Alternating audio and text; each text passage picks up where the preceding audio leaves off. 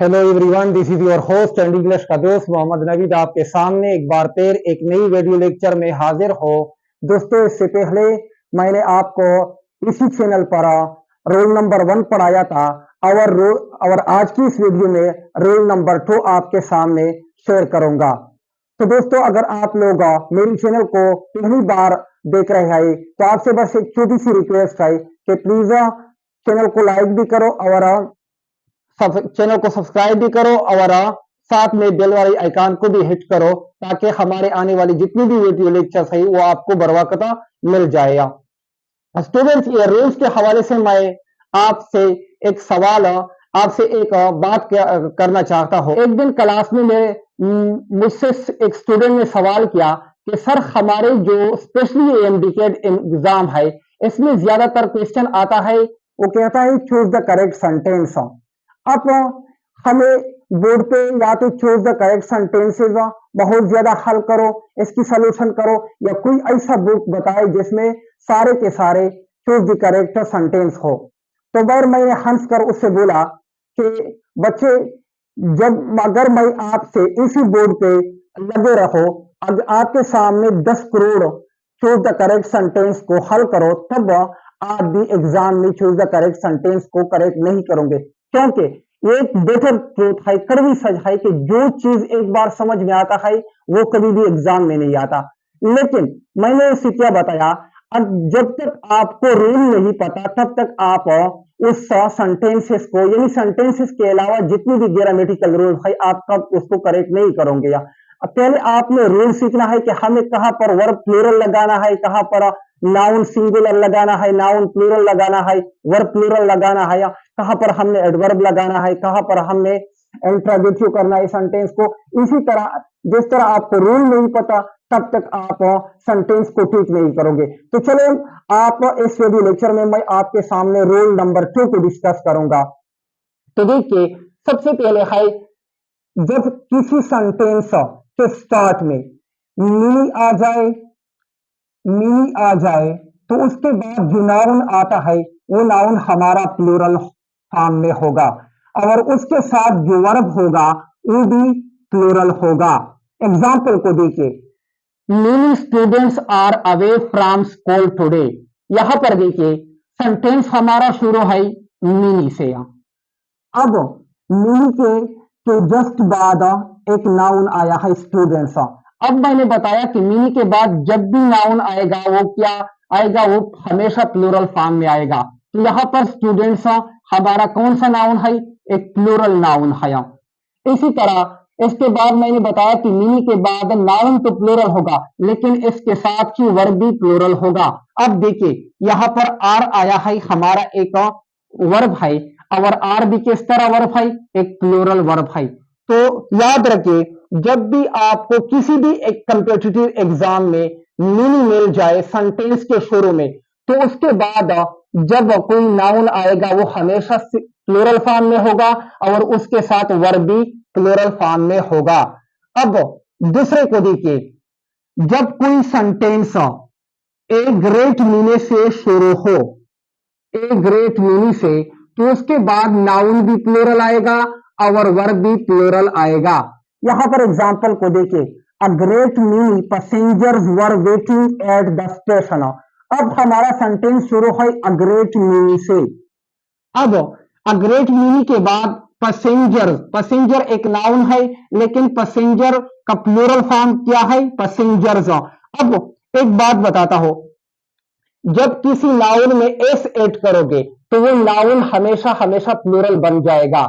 यानी नाउन जो हमारा अपना बेस फॉर्म में होता है वो सिंगुलर होता है, जब भी किसी नाउन में एस ऐड करे तो नाउन प्लूरल बन जाता है। और इसके जस्ट ऑपोजिट वर्ब है। जब वर्ब हमेशा आप जब वर्ब के में जब भी एस ऐड करोगे तो हमेशा सिंगुलर बन जाएगा। यानी वर्ब जब बेस फॉर्म में होगा तो वो उसके साथ कभी भी एस नहीं होगा, लेकिन जब उसके साथ एस ऐड करोगे तो वो सिंगुलर बन जाएगा। अब देखिए, यहां पर अ ग्रेट मीनी है, अ ग्रेट मीनी के बाद पैसेंजर्स। अब पैसेंजर नाउन है तो किस तरह नाउन है, एक प्लूरल नाउन है। इसी तरह इसके बाद वर्ब, वर्ब को देखिए, हमारा ये पास्ट कंटिन्यूअस टेंस के हेल्पिंग वर्ब है, दो हेल्पिंग वर्ब है, उसका एक वास है और दूसरा वर है। वास हमें सिंगुलर के लिए यूज करना है और वर प्लूरल के लिए। यहाँ पर देखिए वर आया है तो एक प्लूरल वर्ब है।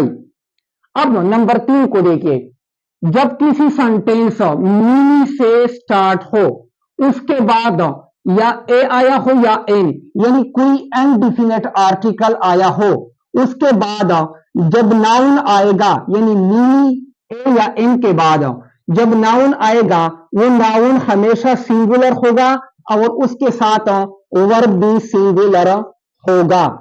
एग्जाम्पल को देखिए, many a student finds mathematics challenging but gets better with practice. अब देखिए यहां पर मिनी के बाद है ए आर्टिकल। ए क्या है? आर्टिकल है।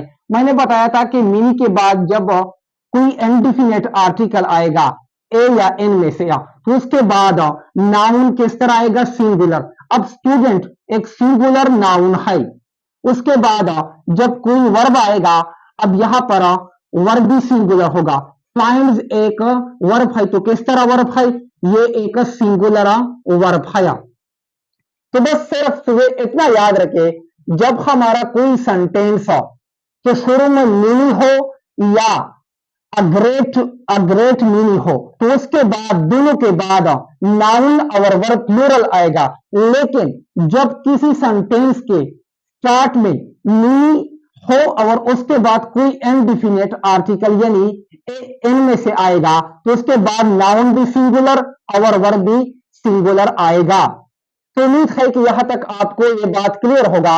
अब देखते हैं, यहां पर कुछ एग्जाम्पल मैंने उठाए हैं पास्ट पेपर से। पास्ट पेपर एग्जाम्पल यानी एक ऐसे एग्जाम्पल है जो पिछले किसी न किसी कॉम्पिटिटिव एग्जाम में ऑलरेडी गुजरे हैं।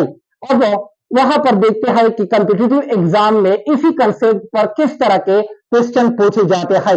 अब देखिए यहां पर हमारा सेंटेंस है, many student have not come to school today. अब देखिए यहां पर मीनी आया है, जिस तरह मैंने पहले नंबर पर बताया था कि जब हमारा सेंटेंस मीनी से स्टार्ट हो। अब यहां सेंटेंस मीनी से स्टार्ट है, तो उसके बाद नाउन भी प्लूरल होगा और वर्ब भी प्लूरल होगा। अब देखिए यहां पर वर्ब तो ठीक है, हैव हमारा प्रेजेंट परफेक्ट टेंस का हेल्पिंग वर्ब है। उसके दो हेल्पिंग वर्ब है, हैज और हैव। हैज सिंगुलर के लिए और हैव प्लूरल के लिए हम यूज करते हैं। अब यहां पर हैव दिया है, हैव तो ठीक है, लेकिन उसके जस्ट पहले स्टूडेंट एक नाउन है, तो यहां पर ये क्या है? गलत है। अब इसको प्लूरल करने के लिए सिर्फ इतना करना है, स्टूडेंट्स करना है। अब स्टूडेंट्स यानी इसमें एस का इजाफा करने से स्टूडेंट्स बन जाएगा और ये प्लूरल फॉर्म में कन्वर्ट हो जाएगा। अब दूसरे एग्जांपल को देखिए, a great many individuals was lined up for the train. अब यहां पर सेंटेंस शुरू है ए ग्रेट मीनी से। अब जब कोई सेंटेंस अ ग्रेट मीनी से स्टार्ट हो, तो मैंने यहां पर आपको बताया कि वहां पर नाउन भी प्लूरल होगा और वर्ब भी प्लूरल होगा। अब ग्रेट मीनी के बाद यहां पर इंडिविजुअल्स एक नाउन है और यहां पर इंडिविजुअल किस फॉर्म में है? प्लूरल फॉर्म में है। यहां पर उन्होंने नाउन तो ठीक दिया है, लेकिन यहां पर देखिए वाज किस तरह है? इससे पहले मैंने बताया था यहां पर कि वाज और वर दो हेल्पिंग वर्ब है पास्ट कंटिन्यूअस टेंस के। इसमें वाज सिंगुलर के लिए और वर प्लूरल के लिए। और एग्रेट मीनी के बाद जब भी वर्ब आएगा वो हमेशा किस तरह आएगा? प्लूरल आएगा। तो यहां पर हम वाज को एरेज करेंगे और वाज की जगह हम क्या ऐड करेंगे? वर, यानी वाज कन्वर्ट हो जाएगा वर में। अब ये सेंटेंस करेक्ट हुआ। A great many individual were lined up for the train. तीसरी सेंटेंस को देखिए, many a people have trouble with math but gains confidence with regular practice. यहां पर देखिए सेंटेंस शुरू है मीनी ए से। अब यहां पर मैंने बताया कि जब कोई सेंटेंस मीनी ए या एन यानी कोई इनडिफिनिट आर्टिकल इसके बाद हो, मीनी के बाद कोई इनडिफिनिट आर्टिकल हो, तो उसके बाद नाउन सिंगुलर और वर्ब भी सिंगुलर। यहां पर देखिए, यहां पर देखिए मी आ के बाद यहां पर एक नाउन है प्यूपल, ये तो ठीक है, ये तो ठीक है, सिंगुलर फॉर्म में आया। लेकिन यहां पर जब वर्ब दिया है, यहां पर क्या दिया है, हैव एक प्लूरल हेल्पिंग वर्ब है। तो हम सबको मालूम है कि हैव एक प्लूरल हेल्पिंग वर्ब है।